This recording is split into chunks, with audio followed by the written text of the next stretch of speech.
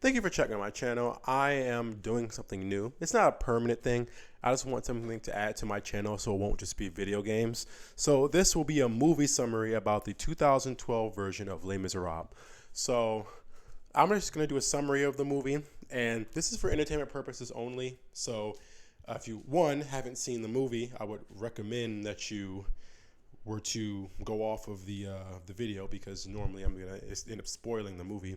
Second, the movie is in no way bad. It's not based off of my opinions, which I wanted to also make mention that none of my videos are based off of my opinion.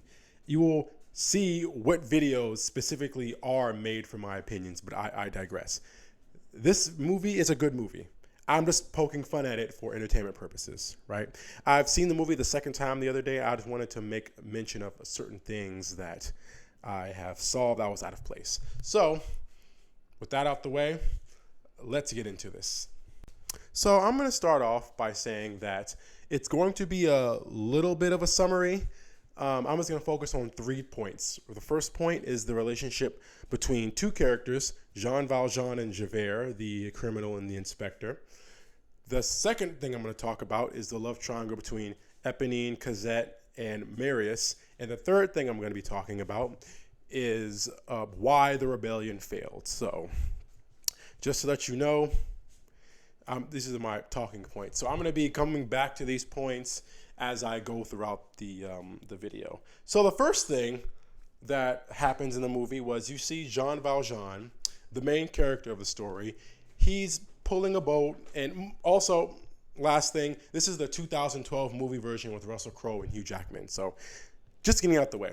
So you see Hugh Jackman's character, Jean Valjean, pull a boat, because that's what he has to do because he's in prison, right? So he's walking along in a line after everyone's done, and then Javert, played by Russell Crowe, confronts him. He says that I'm going to give you this paper, and you've served your time. And then Jean Valjean says, oh, okay, that means I'm free. But then Javert reminds him that, no, you are not free. This is a badge of shame that is with you until you die. Now, pause on that one. Do you know how wild that sounds? The badge of shame basically means you're basically on probation until you're dead, right?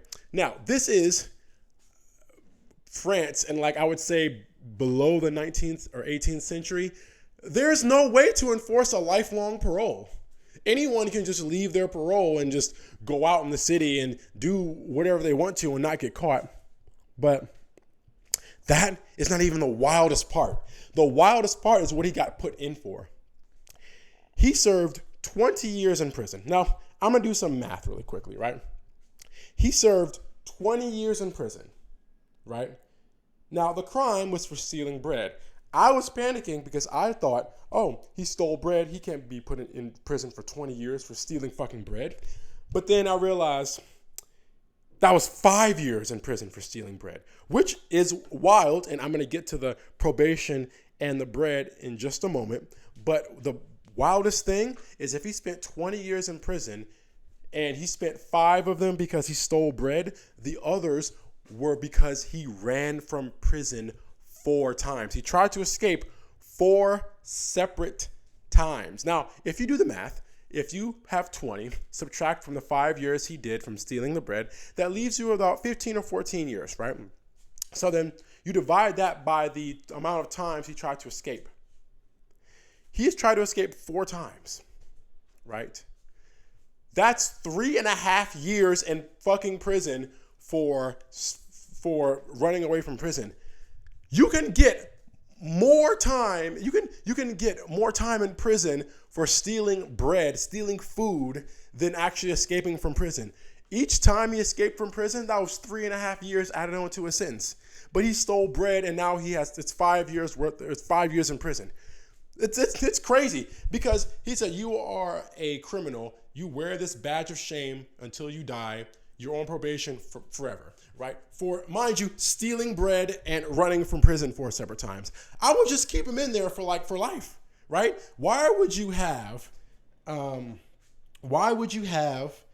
a person, right, going to prison and say, okay, we're going to put you in prison for 5 years for stealing bread, and then we're going to give you 3.5 years every time you run. Why would you give him 3.5 years? Why not just push it up to 7? Right? That would only make him only try to escape like once. If he escaped 4 times, you wouldn't have to worry about him running and leaving prison and knocking off his probation or whatever, because he's still going to be in prison. If you add it by 6 times 4 is 24, plus the 5 years he did for stealing bread, that's damn near 30 years in prison, like 3 decades. But you had to make it 3.5, so now he's free after 20 years, right? So back to the story.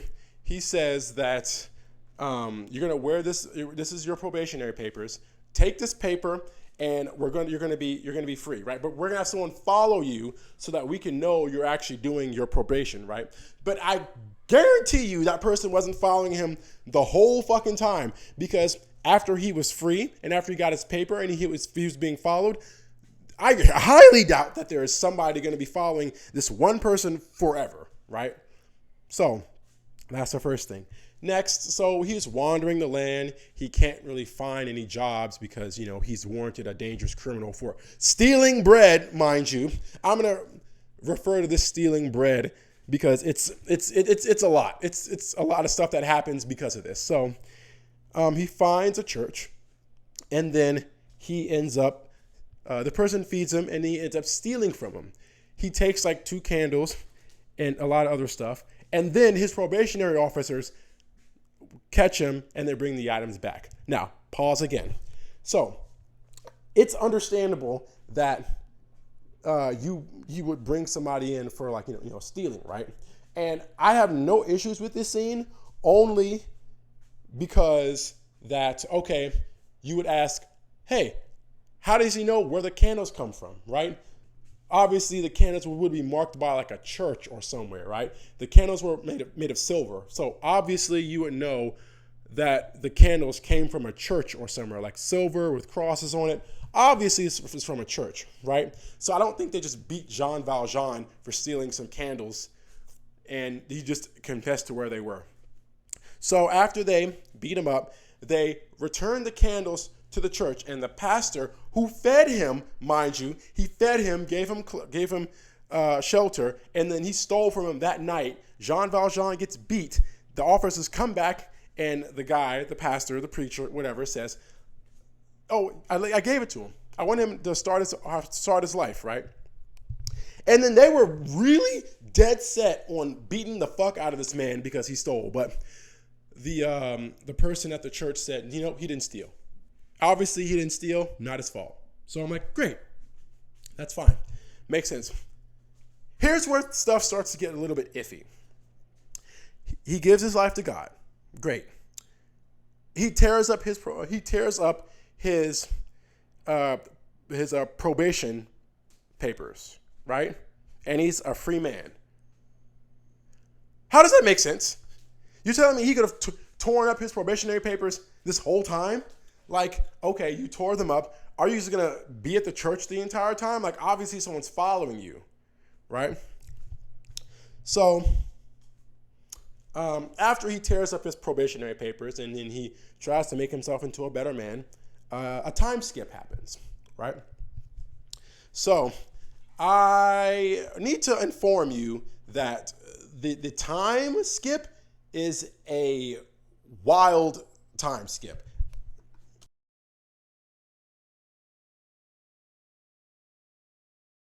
And with the time skip, it's about 17 years, but there's 2 sets of time skip. There's 2 time skips that I forgot what, I think it's 8 years and 17 years, right? So I'm just going to throw out 8 years because I'm not really sure how long the time skip is between where he tore up his probationary papers into where he, until the whole, Cosette Fontaine storyline.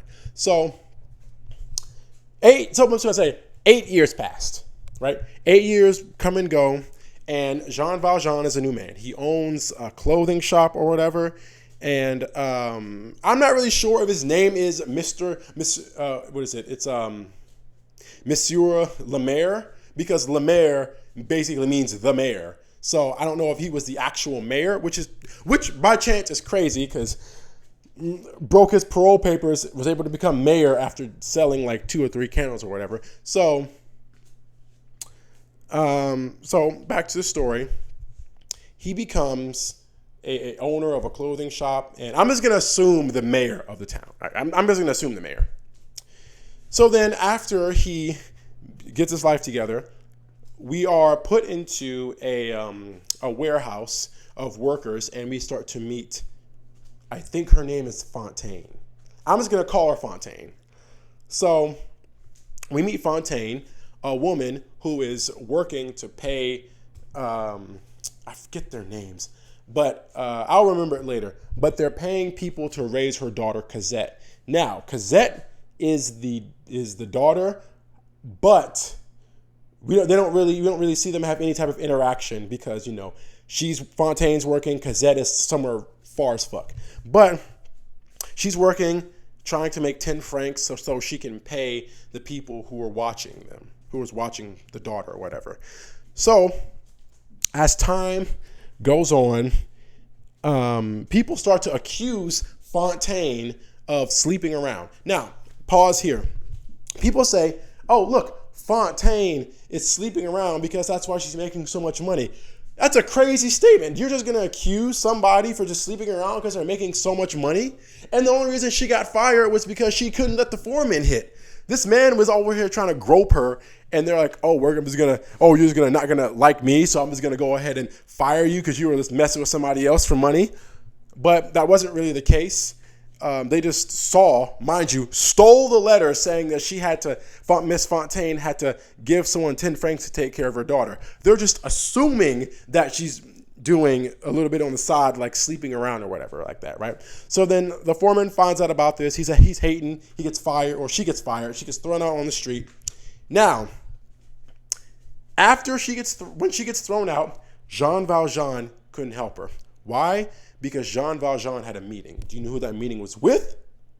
Javert. Javert is the inspector that, remember in the beginning of this video, I said that gave him 19 years for stealing a loaf of. This nigga, this guy right here was the one who is after this man. So we find out that Javert, played by Russell Crowe, was after Jean Valjean for 8 whole years for breaking his probation for stealing a loaf of bread, right? Because he is a dangerous and wanted criminal. It's kind of like if you stole from a store and they put your wanted poster saying this man is armed and dangerous. Obviously you're not. You're just stealing some shit from the store. But that's beside the point. So then Javert meets with Jean Valjean, and crazy enough, Jean Valjean is, I would assume he's a new man now, but he basically looks, kind of the same, but different at the same time. But Javert can't even recognize that's Jean Valjean, the guy who he's been hunting, I would say for 8 years. He's been hunting Jean Valjean for 8 whole years. He's in his face, can't even recognize his face. Right? Now, there's nothing you can really say to justify this, actually, if you think about it. Because when Jean Valjean got locked up, let's go back. Jean Valjean got locked up for 20 years, right? You're telling me he didn't shave once, right? Because back in the beginning of the movie, he had a full beard. And for him to grow that much hair, he would have had to start off with being completely bald, just like his face now. It's only been like 8 years. How do you not recognize this man? And 2, this man is not going to be stupid to walk around looking just like he was, like he got out of prison. And it's like, yeah, he broke his parole, and now I'm after his ass for 8 years for stealing a loaf of bread. I cannot stress this enough. If you even look on not Wikipedia, but if you look on Google right now and ask about the time skip in Les Miserables 2012, they're going to say, oh, it's like some time passes after after he spends 19 years for stealing a loaf of bread. Like, it glosses over the entire fact that he ran from prison 4 separate times, which is why he got added. He didn't get put in prison for stealing a loaf of bread for 19, 20 years. He got put in prison for 5 years for stealing a loaf of bread. Still crazy, but the other 14 years was because he tried to escape, right? But let's go back to the story. He's meeting with Jean Valjean, or Mr. Lemaire, as they call him, and he's saying, oh, I would like to apply for a job. Me, Javert, the inspector, would like to apply for a job to catch criminals around your city, and I can do a really good job at it. Off rip, I would say hell no, for two whole reasons. One is because I'm not trying to have my op, who's been hunting me for 8 years, be right next to me 24 hours a day, trying to find criminals and hunting them down or whatever, and having the risk of him to find me and say, oh, I recognize you. You're the guy I'm hunting. And then boom, all my plans, all my stuff is just out the window, right? And that's the first thing. Secondly, you're not even good at doing your own job. Like the guy who you're hunting for 8 whole years, because you spent 20 years, mind you, 20 years in prison because he stole a loaf of bread and he escaped 4 times from prison. You have known this guy for 28 years. I'm counting the 19 plus the 8-year time skip. You've known him for 28 years. He's standing right in front of you. You don't even recognize him. I know he's clean shaven, but come on now. He didn't even change that much, right? If you saw, let me just throw something out there. If you saw Benedict Cumberbatch, right? Could you recognize who Benedict Cumberbatch was 28 years later? Obviously you can, right? So that's the second thing. I'm not hiring you. The op you're chasing is literally right in front of you. And you don't even realize that I'm the person you've been hunting. You're asking me for a job, even though you're trying to catch me, right? But stupid enough, and I'm going to tell you why in a minute. Stupidly enough, Jean Valjean says, fuck it, why not?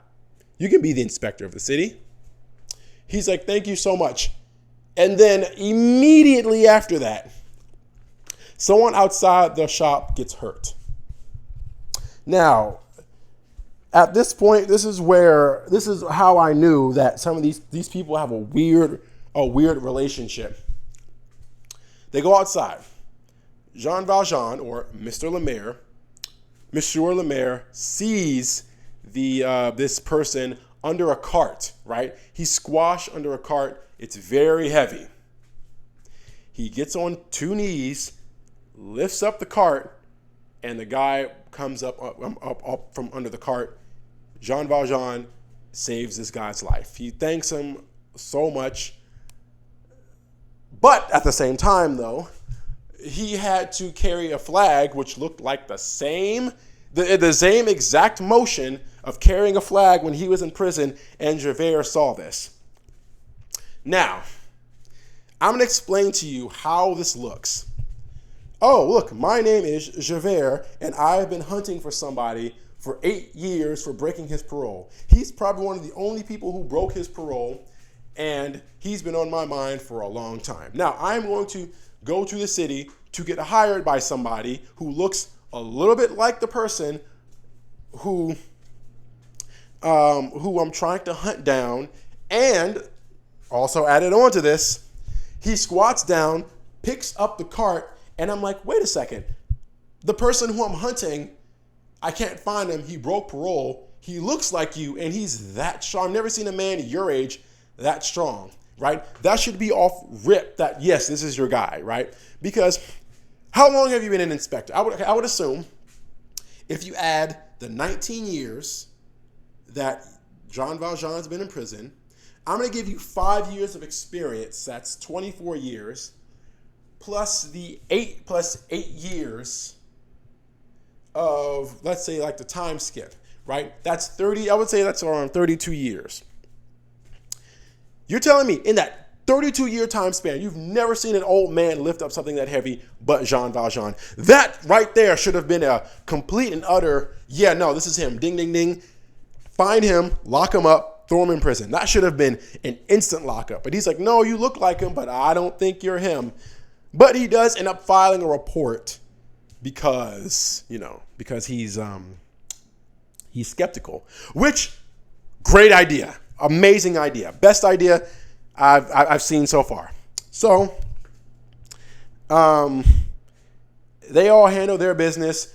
Javert's contemplating, and he's sending out orders saying, hey, I think this is my guy. I think this is my guy. I think the mayor of this town is like a criminal who stole a loaf of bread, and he's a dangerous criminal who escaped from prison, broke probation. He's on the run for 8 years. I think that's him. I don't know. Anyway, after they all do their shit or whatever, let's go back to Fontaine. Fontaine is now unemployed. Why? She got fired because the foreman thought she was slutting herself out to get money to raise her daughter. Wasn't the case. It was honest work, right? So she goes to this Thought Avenue. She starts hoeing herself out, getting some money or whatever, and then she meets like a captain and starts cutting off her hair. She sleeps with him, and after she sleeps with him, she ends up, mind you, this is Anne Hathaway. She drops, mind you, one of the best songs in Les Mis, which is what was the name of that song? I'm forgetting. It'll come to me in a minute. But she ends up singing her piece or whatever, and the song is basically about I don't know why this is happening to me, and she kind of feels like she's being unjustly punished, right? So the song is about my husband made love to me. We thought we were gonna be together. He left and left me with a baby. The baby's name is Cosette. I Dreamed a Dream. That's the song name, by the way.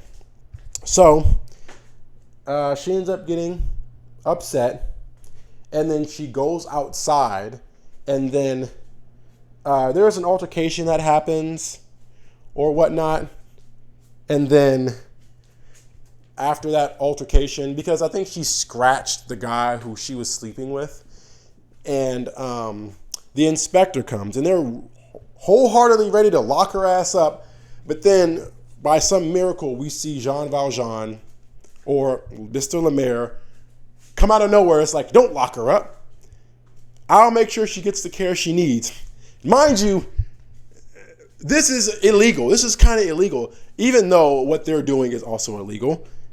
This is assault. Now, this should have been this should have been a ding, ding, ding, ding, ding moment. Like, this guy is strange. So we're like, oh no, why is he trying to save this Fontaine girl who obviously scratched this guy or whatever, et cetera, et cetera. So then afterwards, Jean Valjean is told that she has a daughter named Cosette. And I think their names are the Thénardiers. Correct me if I'm wrong. I don't know if I'm pronouncing it right. But then they're being raised. Cosette's being raised by the Thénardiers, right? So then we get a cut to. I think this is where the cut is, but actually, let me continue. Let me go ahead and continue before the cut. So, picking up to where Jean Valjean finds out about Cosette, we realize that Javert gets a letter. Javert is handed a pamphlet. You know what that pamphlet says? We caught the real Jean Valjean. Now, Jean Valjean is, I would say it's kind of weird because Javert says, I want you to punish me, like hit me, do whatever, because I accused you of a crime you didn't commit, and I thought you were my guy. That mind you, that is his guy. That 100% is in fact his guy. Don't know why he's saying, oh no, you're not my guy. But maybe they're like, oh, we caught the real Jean Valjean, which looks nothing like him. They just saw a nigga with a beard and said, fuck it, we're going to lock his ass up. So Jean Valjean thinks, if I let this man get locked up, I'll be free. No one's going to suspect me, but I'll leave this man to bear the sins of what I have, right?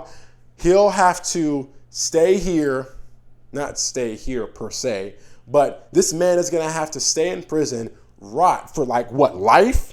Because he looks like me, and I don't know what to do. So he says, fuck it. Goes to the court and says, Mr. Mayor, what are you doing?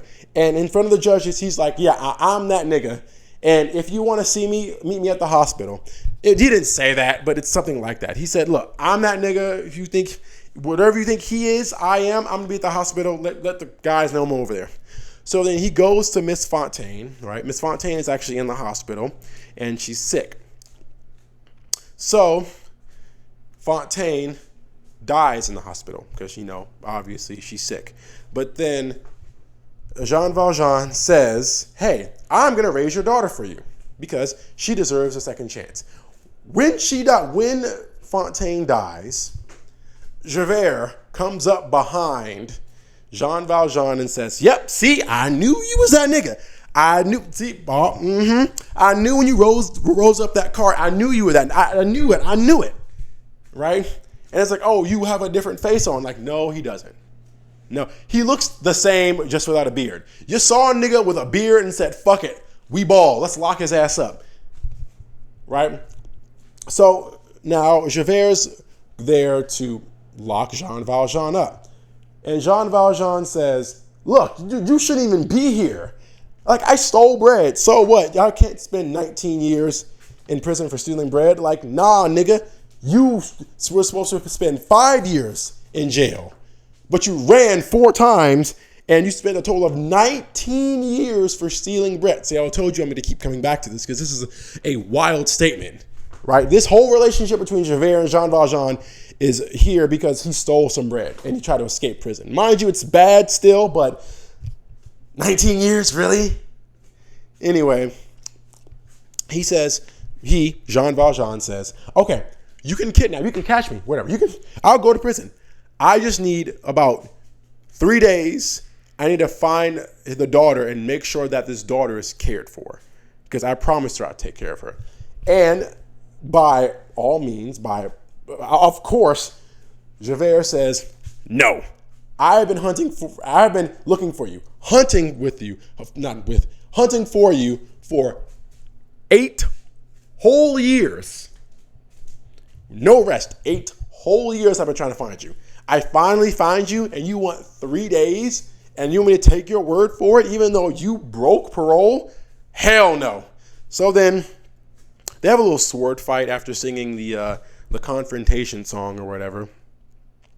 And if you're going to see the movie, fine. If you've seen the movie, I need you to go back and look at the scene. Or if you haven't seen the movie and this is your first time hearing about it,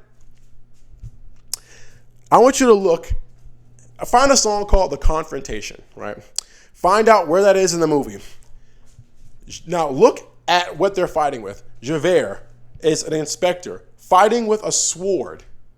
Jean Valjean is fighting with a wooden plank and it's making clanking noises. Let me repeat that. He's fighting a metal sword, Javert's metal sword with Jean Valjean's wooden board making clanking noises. And I'm over here like, if you don't stab this man, like he has a wooden board, it's heavier than your rapier, just going for the kill, right? But Jean Valjean escapes again. He jumps in the water. And then he tries to go and find Cosette. Now, we cut from that place, right? After we cut from that whole situation with Javert and Jean Valjean, we cut to Cosette. Now, I'm going to introduce 4 characters. Cosette, who is a little girl, I would say about 6 or 7. I'm going to say 7. No, I'll say 6.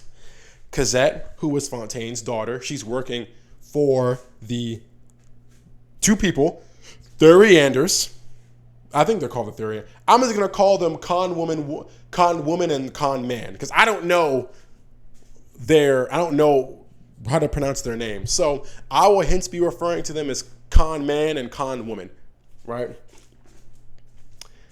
So you have Cosette, you have con man number 1, and you have con woman number 1, and you have Eponine. Now, Cosette and Eponine, they're both like children at this point, but you're going to find out later why one guy, I'm going to mention one guy, is going to make it seem like they're making the worst decisions I've ever seen in my entire life.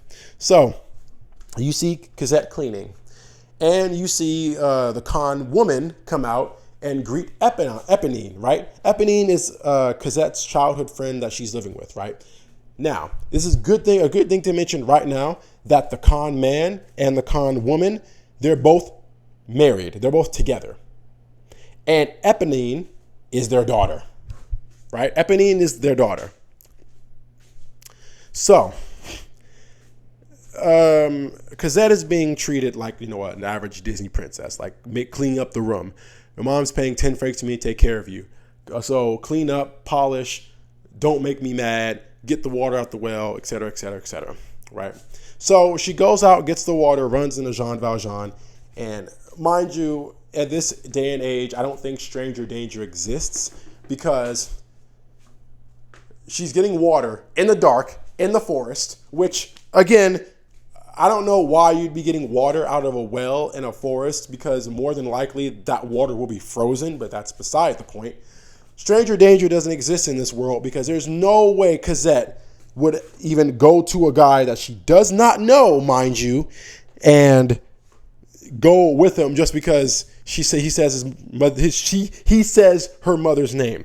But good thing Jean Valjean has good intentions. So Jean Valjean says, "Oh, look, I want to take this daughter from you because you're not taking care of her, and I told her mother I was going to do it, right?" So they said, "Yeah, her mom's dead, and I'm going to take her." And it's like, "Oh, you can't take her, but come into our inn," because they own an inn, by the way, like a bar, inn, or whatever. They said, "Come into our bar, we'll make you comfortable." They do this because whoever comes into that bar, they end up robbing them blind. So they said, "Oh, he has money. He has money," because he put out bands. He was ready to go band for band with them, but he said, "You know what? I don't want your money. Come in here and we'll have a chat." They were gonna rob him for everything he has, but he wasn't fooled by that. He was standing 10 toes, like, "No, I'm paying you. I'm taking him. I'm taking Cosette. We're leaving." And that's what happens. She leaves. Jean Valjean leaves, and then we cut to Javert singing a song, basically saying, "I'm gonna catch you. I finally know who you are. You're within my grasp. You're still here. You broke parole. I'm on your ass," right? Now, that ends around the first act. Now, the first time skip, I think, was around 8 years. I'm just going to say 8 years. The second time skip, I believe is about, no, you know what? I'm just going to give it the benefit of the doubt. I think it's 2 sets of 8 years, because there's no way there's a 17-year time skip, right? So I think between when Jean Valjean broke parole and then when he became the mayor, that is 8 years. Now, right now we have another 8-year time skip between where he leaves with Cosette and the world we're at now. So now I'm going to take a break before I go into the next part to summarize basically what I've been basically saying. Jean Valjean's locked up. He's on parole, and then he's free. He gets a second chance at life. He tries to turn his life around, becomes the mayor, and he's basically trying to provide for all these women who can't find jobs. And then Miss Fontaine has a daughter named Cosette. Miss Fontaine worked for Jean Valjean. Jean Valjean saw her get thrown out, and he also hired Javert as the inspector for the town, right? Javert has his doubts about if this is Jean Valjean, but he's proven wrong because someone else says, "Oh, no, we found the real Jean Valjean."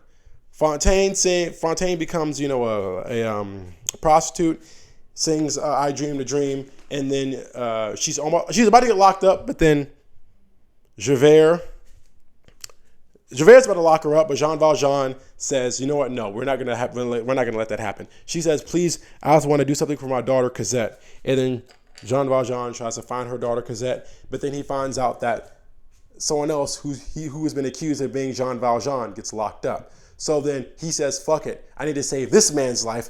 Then I'm going to see Fontaine. Then I'm going to go rescue her daughter. So he goes to court, says, I'm the guy you're looking for. Goes to Fontaine. Fontaine dies. Javert and Jean Valjean have their little confrontation.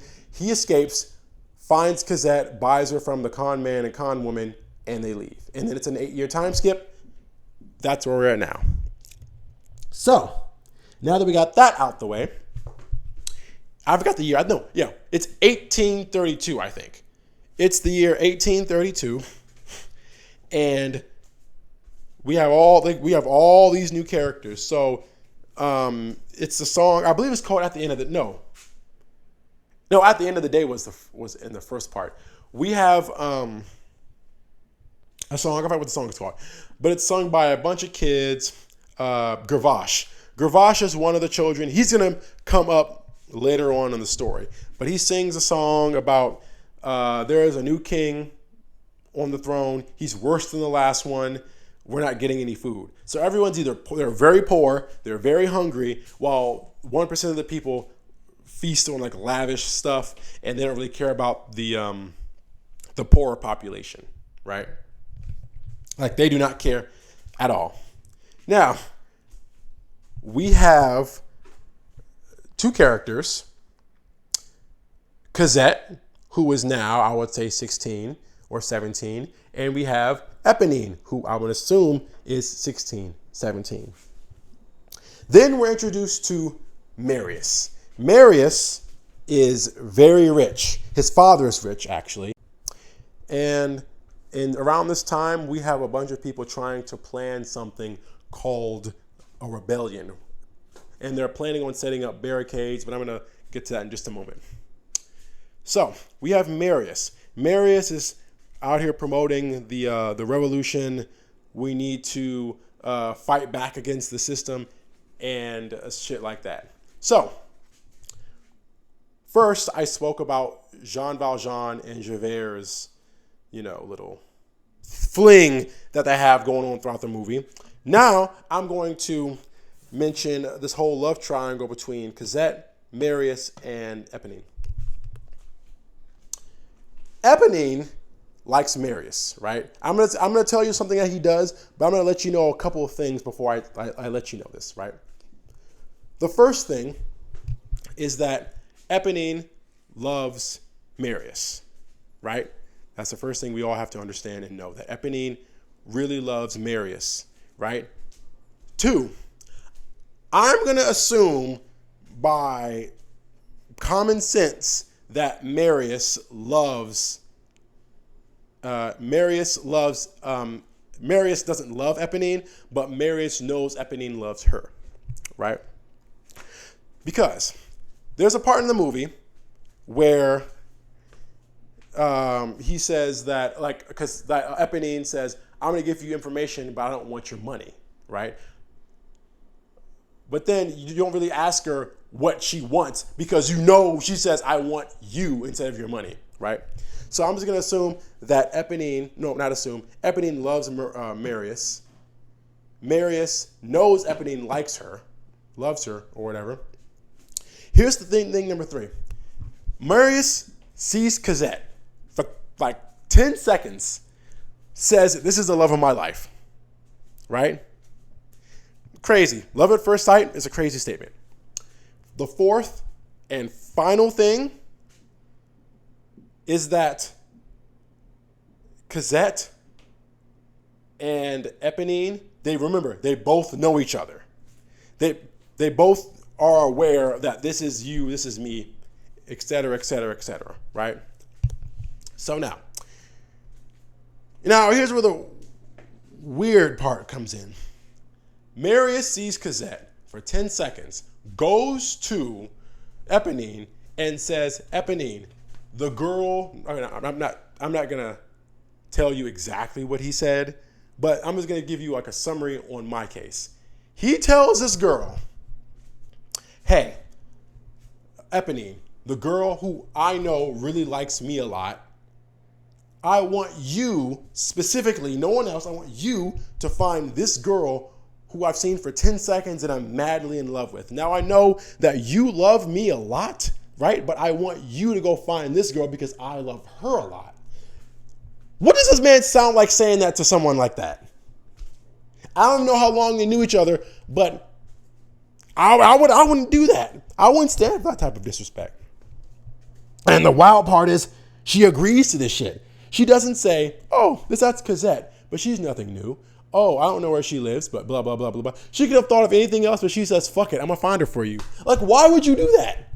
To keep him happy? Like, you could have just said, oh, I can't find him. Look, he'd get over it. There's plenty of beautiful women out there. He could have easily just done that. Like, oh my God, you didn't have to go find her. You could have just said, I don't know who she is, and just lied about it. Right? But she says, for you, I'm going to go and find this girl.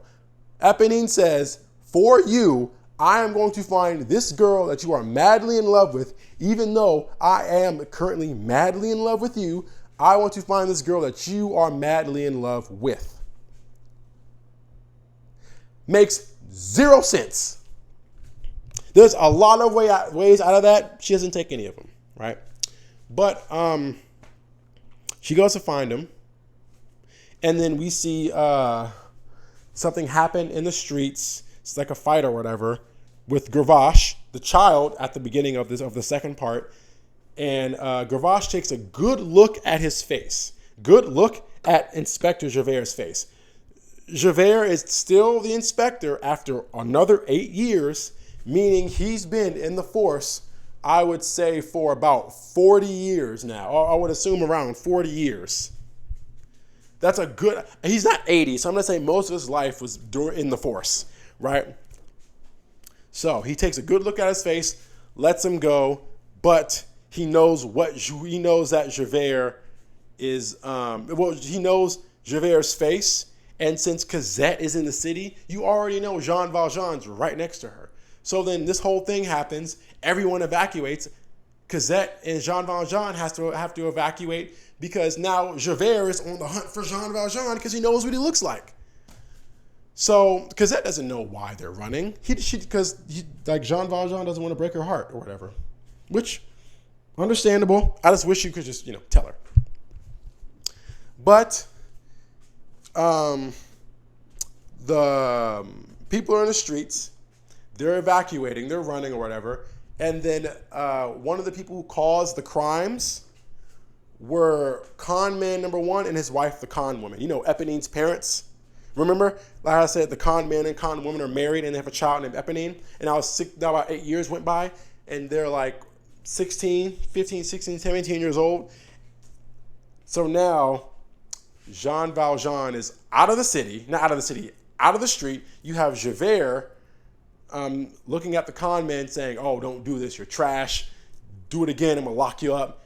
But then con man number one says, oh, I have some information for you. I know someone that you're looking for. But he doesn't take it, right? He's like, fuck you, you're a con man, I'm not going to listen to you. So then, scene change. Now I'm going to move out of the whole storyline with this love triangle or whatever, because I'm done talking about that for now. And we see a group of people in a pub, right? This pub is full of people planning the revolution, right? This revolution is basically so that, people can be full, people can be rich, people can just live the way that they want to live and be free, right? Because they feel like they're technically not free. So there's a song called Red and Black that essentially takes up the entirety of the scene. And the song basically goes like this. I'm going to introduce another character called Enrojas. I think that's his name. I don't know. But Enrojas basically is like the leader of the rebellion. And he says, oh, this is the time. We got to do it. We need to plan the revolution. And we have to plan the revolution. And here's what we're going to do. X, Y, Z, A, B, C. Everyone's listening. Then you got Marius sitting down And then people notice, like his homeboys notice him saying, oh, you are looking a little bit down lately. Like, what's going on? You look like if you've seen a ghost. And then, even though you might deny if it's not love at first sight, this line right here will prove it's love at first sight, right? He says, a ghost you say, a ghost may be, she was just like a ghost to me, 1 minute there and she was gone. That's love at first sight. And he's in love with the girl who just went in and out of his life in a flash, right? And then they're all shooting the shit with him, saying, oh, good thing you're in love. And then, here's where it gets weird. You have their instigating ass homeboys saying out loud that, oh, look at this. We're talking about revolution, standing 10 toes down, killing niggas, and now you out here wanting to crack shorty. And now everyone in the room is hearing it. And Rojas comes to him and it's like, nah, you have to be 10 toes down. We're not focused on pussy. You got to be focused on war, on killing, on freedom, and these barricade walls or whatever. And then they start arguing, saying, but I love her. And it basically goes like this. It basically goes like this. And Rojas says, stand 10 toes. And Marius is like, but I love her. And Rojas is like, you ain't about that life. Marius is like, I don't want to be about that life because my life isn't good without her. And Rojas is like, oh, you think this is something a rich boy can play with people's lives and shit? And Marius is like, my world is nothing without her. That's essentially what the song is like. Meanwhile, you have the instigating ass homeboy, again, saying red, black, like, okay. The song essentially says red, the blood of angry men, black, the dawn of ages past or whatever. And then that's what En Rojas is saying. So he's talking about blood of angry men, war, fighting, freedom. Then you have the other side. Marius is talking about red, my heart, and black, my world if she's not there. Red is the color of desire, black is the color of despair. Now, why I say that they have instigating as homeboys is because you see this guy sitting here saying red, black. Marius and Rojas are not saying red and black. It's the homeboy saying it. They're basically arguing. As all look, imagine if you're singing the song, right? And you have some of the people in the audience saying red, and then Ross is like, oh, the dawn of ages past, and then black, oh, war, black, whatever. Then you get to Marius' side, and now you have your same homeboys saying red, oh, my heart is set on fire, black, my world if she's not there. Why are you hyping up this guy when you just hyped up the person who he's going up against? Right? But they all finish singing, and Eponine comes back and says, hey, I found Cosette. Stupid. But anyway, she goes out, finds Cosette. They find her, and then they sing the song A Heart Full of Love. Right? So, Eponine finds Cosette, and let me just inform you that Cosette actually has the same feelings for him. They both love each other, and Eponine is just hating, whatever. But Eponine says, hey, I found Cosette, right? Marius goes to Cosette. He's like, oh, I'm happy, I'm free. And then Marius shows up at Cosette's door. Cosette shows up in the garden. Could have went south real quick. How did you know Cosette was coming out there and not Jean Valjean? That could have been messy, right? So they sing A Heart Full of Love or whatever. And then you have Marius saying, oh, the world is clear and it's free. And then you have Eponine chiming in saying every word he says is a dagger in me. What? Every word. What? You chose to go out there and find him. You said, I'm going to find this girl that you like so much, even though I like you. Now, I found this girl. You're happy with her, but it's going to hurt me. Why would you do that? Like, I don't even know what he's done to you. Is it that good? Is it actually that good? I don't think they actually slept with each other. I don't know how that went. I don't know their past relationships to how they know each other, but I'm just gonna gloss over this part and move on to the next part, right? So they both find out that they love each other, Cosette and Marius, and then I guess, like, what is it? Eponine finds her father, conman number 1, outside of Jean Valjean's house. Now, they found where Jean Valjean lives, and they're more than likely going to catch Jean Valjean and sell him for the reward. Eponine screams, and it lets everyone in the area know, oh, someone's in trouble, right? Marius runs. Jean Valjean says, fuck it, someone's here. He's found me. Even though he didn't. That was just conman number 1. That wasn't just Javert yet. And then afterwards, conman number 1, her own father slaps her, and then she falls to the ground. And then she sings On My Own, which, mind you, is the best song. One of the best. One of my favorites. Right? Basically the song is about, like, I love him so much, but he'll never have the same feelings for me, but I still love him. Like, huh? Right after that, we hear a song about One Day More. Now, this One Day More song I think there's a song before that. But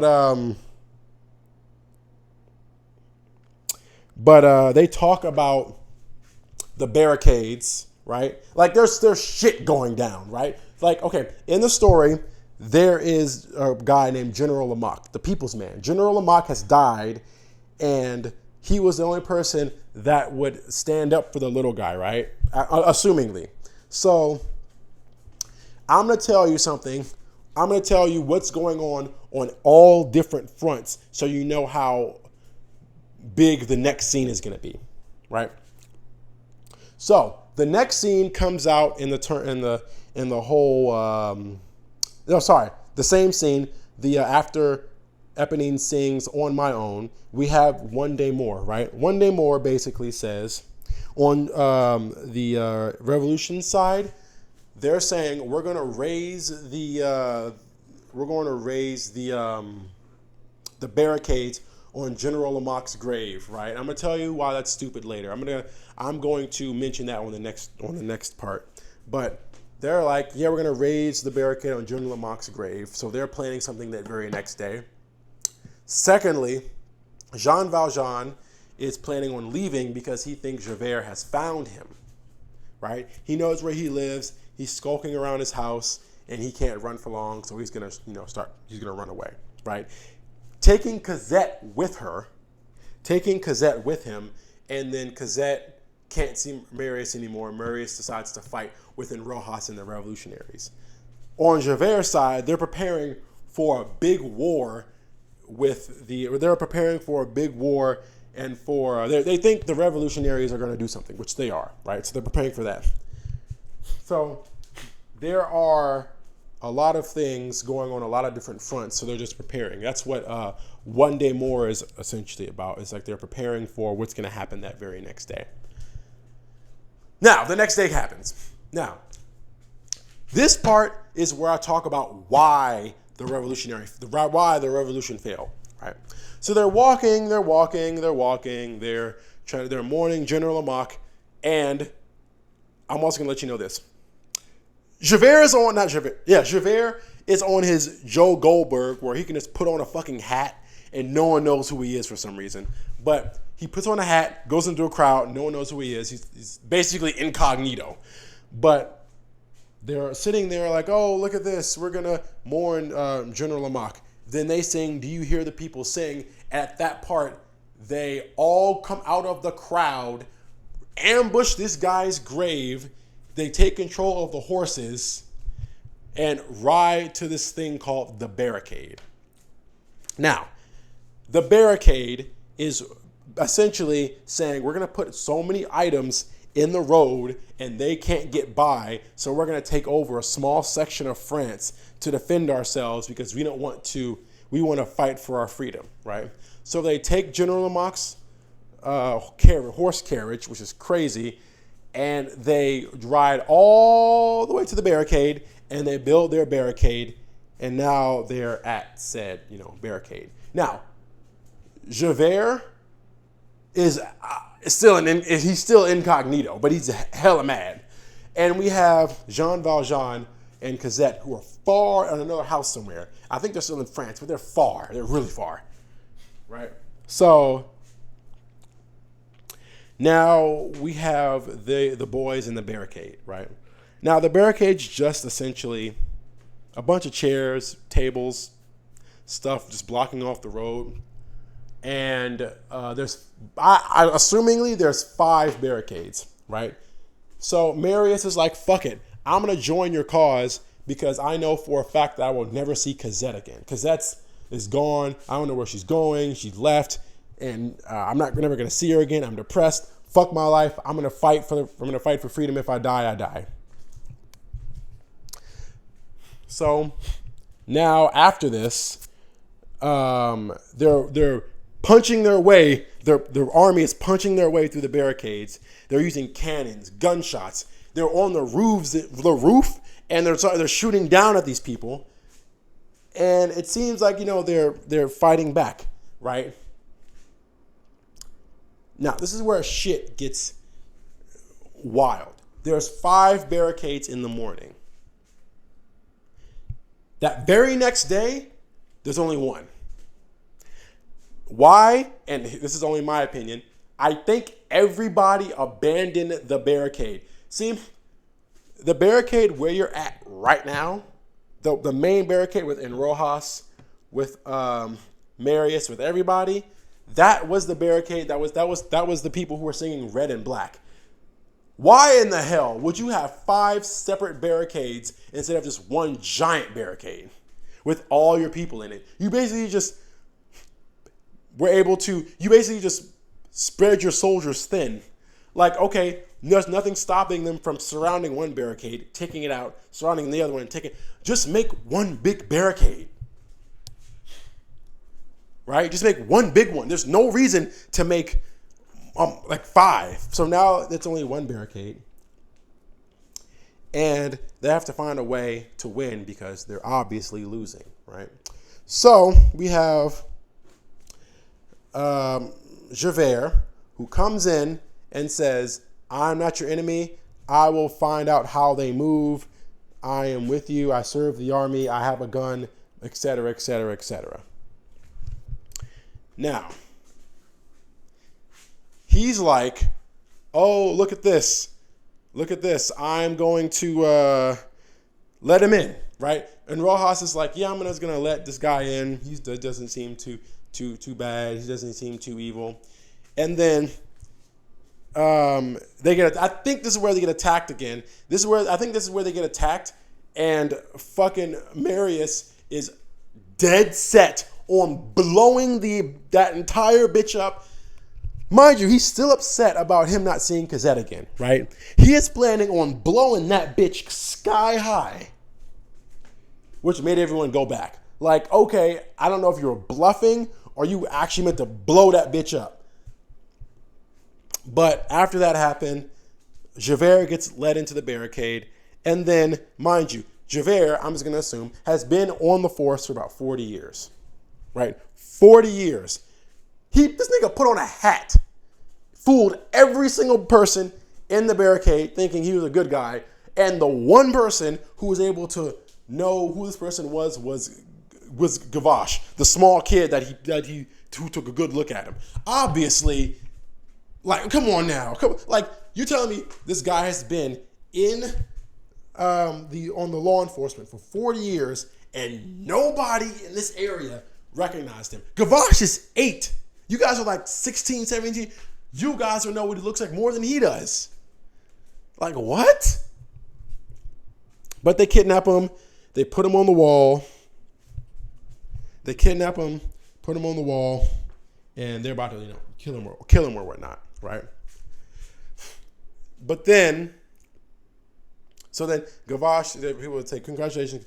But then after Gavashe gets his congratulations, he is sent to Cosette's house as a letter from a letter from Marius saying, "I love you, and I'm sending you this little letter because I want you to know that I might die the next day, but I love you, so keep this letter."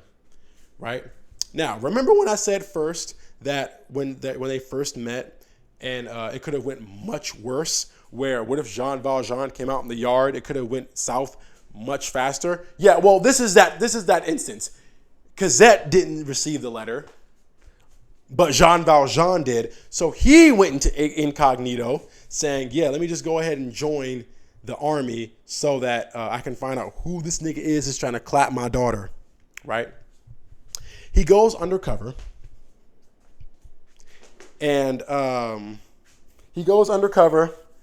and then he says, look, we can't trust you. People are spies. But then he sees people on the roof and starts shooting people on the roof. And then they say, okay, we know you are a good guy, right? So then he's like, look, we found this one guy who's a traitor. Jean Valjean instantly recognizes him as Javert. Now, Javert is tied up, beaten, bloody. They can kill him, right? His life is in their hands. Jean Valjean takes him out back, frees this nigga, and he says, look, you better shoot me now, because if you don't, I'm going to come after you. And he says, I don't care. So he lets him go, right? Now, Javert owes Jean Valjean. Javert owes Jean Valjean. Javert, an inspector, owes Jean Valjean, a criminal in his eyes. So it's like after he frees him, the second day happens, he gets free, and now they come in with the big guns. This is where they all realize that, hey, we are the only barricade left. And they bring out cannons. Literal, bro, every shot from that cannon tore through the barricade. Did you not think about this? Did you not think they would use cannons? They would just use guns? Oh my God, I don't know. But then they use a cannon. They fucking tear through the barricade. But before they actually shot the cannon, I just wanted to make mention that they were at a standoff. Gavashe was getting ammo, and they shot Gavashe. Gavashe is dead now. They shot Gavashe. And then once he got shot, they started shooting at each other. The military brings out the cannon, tears through the barricade. The impact knocks Marius out, and Marius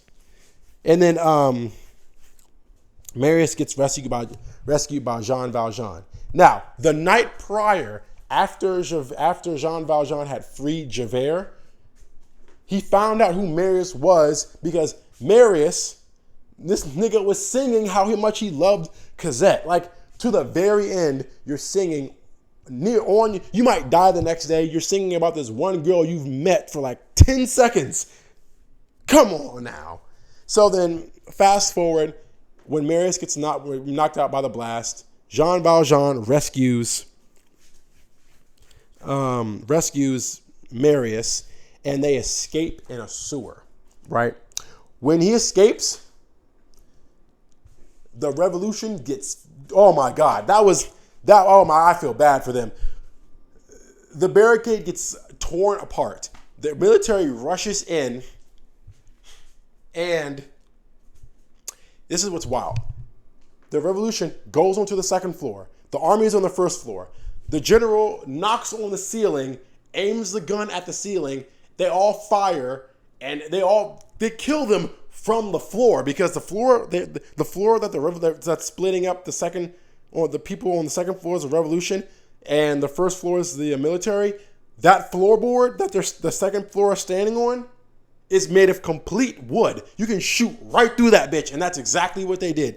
Knocked out 3 people at the same time, rushed upstairs, killed Rojas. Now Javert's looking smug, like, yeah, you should have spared me. You should have not spared me. You should have killed me right then and there. Otherwise, this would have not happened. And now he's looking for Jean Valjean's body. He escaped, finds out that he went through the sewer. This man found the exact hole Javert finds the exact hole Jean Valjean was going to exit. He carries Marius on his shoulder through miles of shit, piss, and sewage. If you look at it, they're covered in the shit. And then Javert finds him. He has a gun. Javert is like, I'm going to kill you. You should have let me go. I told you I was on your ass. Now I'm on your ass. And then he's like, you know what? Fuck it. Shoot me. I don't care. And then Javert can't shoot him. Why? Because, as I said, Javert, the inspector's life was saved by Jean Valjean. He feels like he owes him now, right? He feels like, oh, I owe this guy, right? So he can't shoot him. And now, since he feels like he's in debt with the criminal, he says, I can't live anymore, and dies, commits suicide, jumps off the dam, cracks his neck. Now, this is where the whole story, comes to its his little conclusion where it ends. So Jean Valjean brings him back to his home and says, look, my daughter loves you. You are a good person. So I'm going to tell you a story about my life. He says, look, I'm not that good of a person, right? Because I was put in prison for 20 years for stealing a piece of bread and escaping 4 times. But yeah, that just constitutes me as being the Osama bin Laden levels of terrorism. But anyway, yeah, I stole some bread, got put in prison. Don't tell Cosette because she's going to hate me. Now, my daughter wants to marry you. Even crazier because, mind you, they've only met, Marius and Cosette have only met each other like about 3 or 4 times, and now they're getting married. But anyway, that's beside the point. Jean Valjean says, I'm going to leave. You can marry my daughter. I'm going to leave. Don't tell her what I told you. Just say I'm going on a long journey. Right? So then Cosette and Marius get married. I think it's a happily ever after. And then, Marius, in the reception, finds out that I think they're called the Therianders, right? I'm not sure if they're called this, but the con man and the con woman that I told you about, that they're married and whose Eponine is their daughter, I think they're called the Therianders. They find them, they being Marius sees them, recognizes them, and then kicks them out. But they're like, oh, but I saw Jean Valjean leave. And Marius is like, where did he go to specifically? And he told them where he went, knocks him out, throws him out. And now Marius and Cosette are now rushing in their wedding clothes to this one location that Jean Valjean is. And Jean Valjean is on his deathbed. I don't know why. Because it seems like these niggas just get sick for no reason and then they end up dying. I don't know how he died. Like Fontaine. I don't know how Fontaine died. Fontaine just in bed, she just died. And the same thing happened with Jean Valjean. But then Marius is like, Marius finds him and says, look, it's your father. Cosette and Marius both go to Jean Valjean's dying body. Then Jean Valjean says, look, Cosette, I'm going to be real with you. We was running the whole time because I'm a bad person. I was stealing bread or some shit. But then, look, you'll be happy with him. Jean Valjean dies. It's crazy because the person who escorts him out of his mortal coil is Fontaine's spirit. But they get married. No, not they. But they continue with the marriage. Marius and Cosette. And they also grieve at the same time. And then we see the epilogue, the very end of where it's a happy ending, where they have their giant barricade and everyone's free. Now, if you see this, this is all a ruse, right? Because, oh, these are people who died. Mind you, got something else. Remember when I said Marius was going to blow that bitch up? Remember that part I said Marius was going to blow that bitch up? Like he was going to take something and blow the whole thing up? Yeah, someone was going to shoot Marius, and then Eponine pulled the gun towards her, and she gave her life for Marius. Crazy work, but that's what love does. I'm just going to skip that part. But yeah, the big barricade at the end, that's heaven. They're all in heaven. They're all dead, right? And after they sing their song, oh, we're free. Oh, we're free and whatever. That's the movie. So, I know I've been speaking for a minute now. Probably about like an hour. I think like an hour and some change. But yeah, that's essentially what the movie's about. Like I can't really go into detail about this anything else about this movie. I don't know anything else. But yeah, the movie's actually pretty great. This movie is what got me started into watching musicals on TV in the first place. This is what made me a fan of Hugh Jackman's singing voice. And I really, really love the songs of that movie. Like I've seen it when it came out in 2012, and I saw it again in this year, 2025. So yeah, I just want to talk more about the movie. So I'm going to end it here. And if you really like this, let me know, and I'll make more of these. But yeah, I'll see you guys next time.